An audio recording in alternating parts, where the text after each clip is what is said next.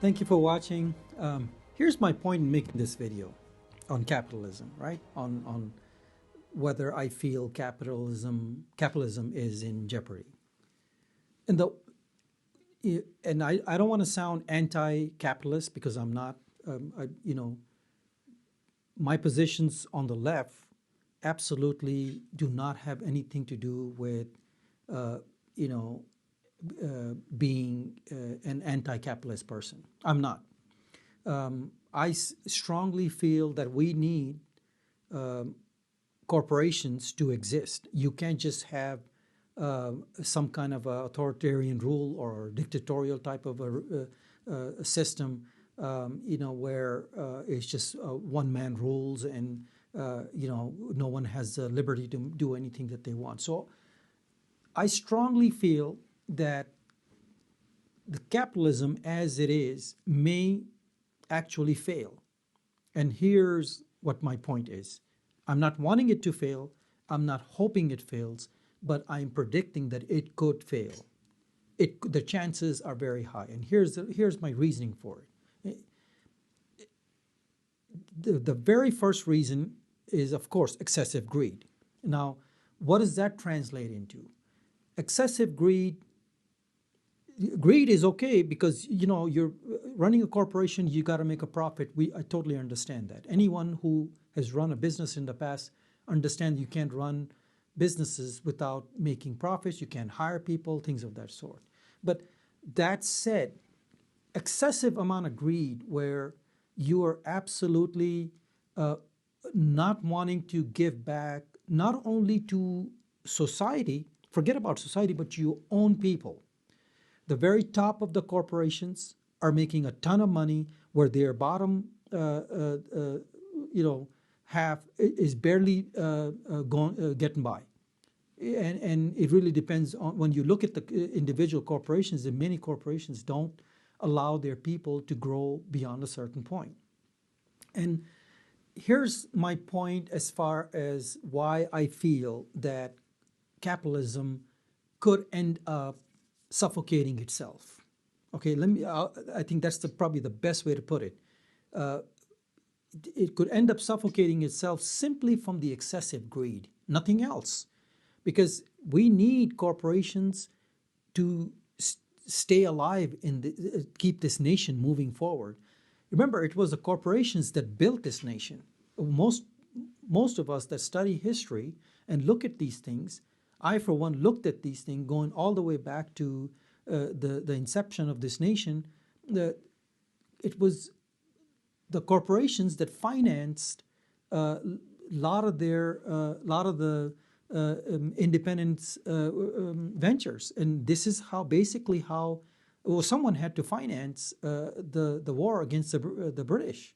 Otherwise, we would not have succeeded. So anyone that looks at it and says, well, corporations are bad, capitalism is bad, in my opinion, is wrong. Okay, this is how I say it.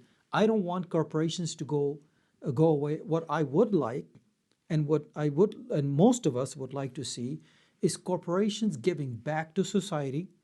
Okay, giving a little bit more as far as to their own employees.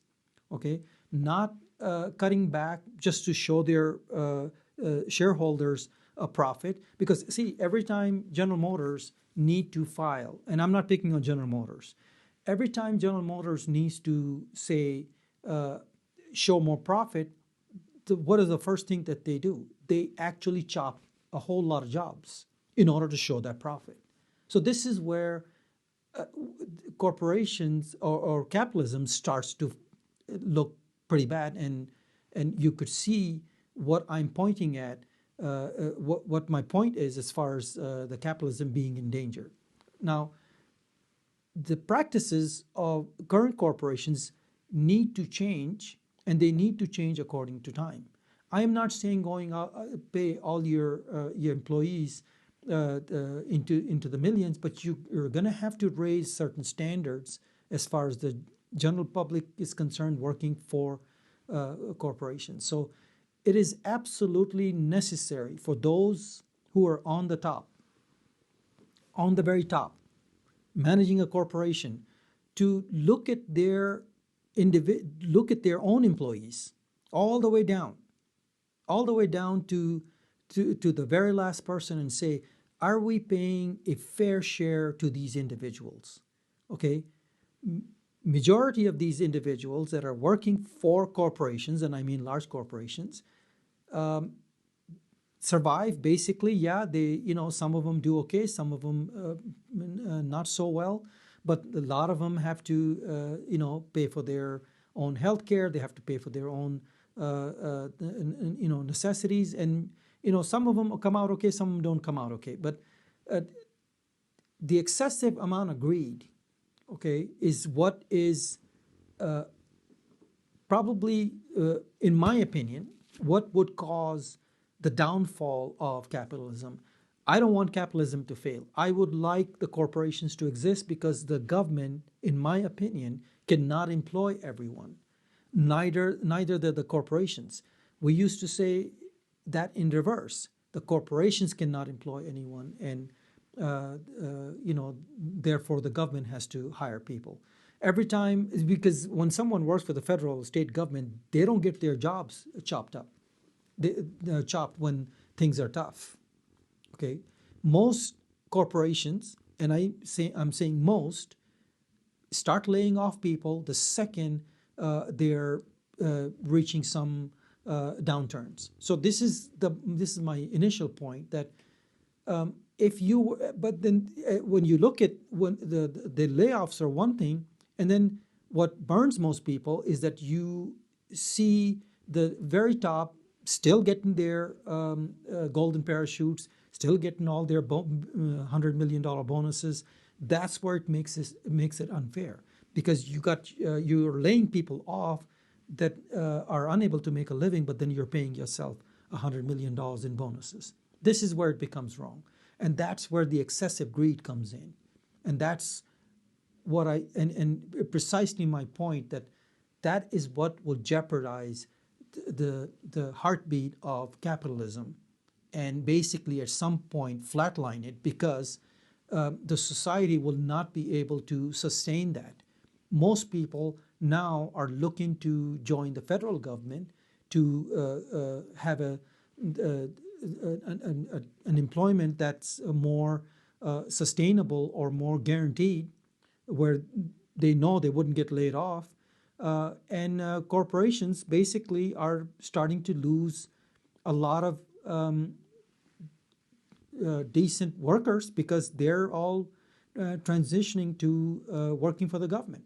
And then here you will see some in the political spectrums, right? They're talking about, oh, the government is getting bigger, the government is getting bigger. Well, guess why the government is getting bigger? The government is getting bigger because you all are not hiring people, and when corporations do hire, in order for them to show profits, they start chopping jobs and start laying off people. That's why the government is getting bigger. Not because we would like to see the government that big. No one wants to see that. But it is a natural occurrence. When the corporations are not willing to hire, at some point, the federal government, the central government, is going to have to look at that situation and say, we're going to have to hire people, or we're going to be in trouble. We're going to have to increase the size of government.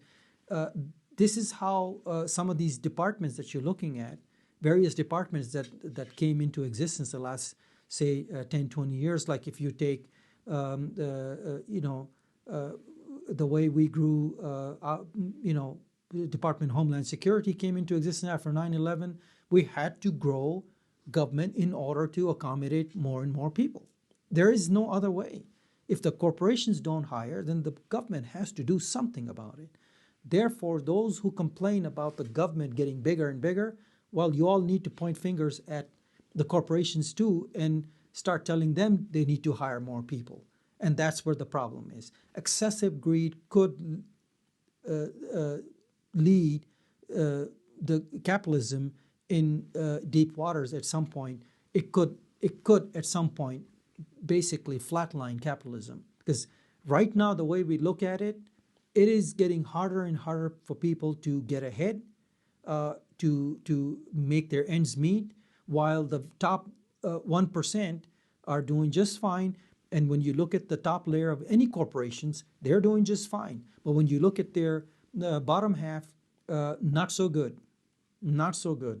They gotta provide for their own health insurance, the healthcare needs. They gotta take care of all the other issues at hand. They gotta try to balance things with their families.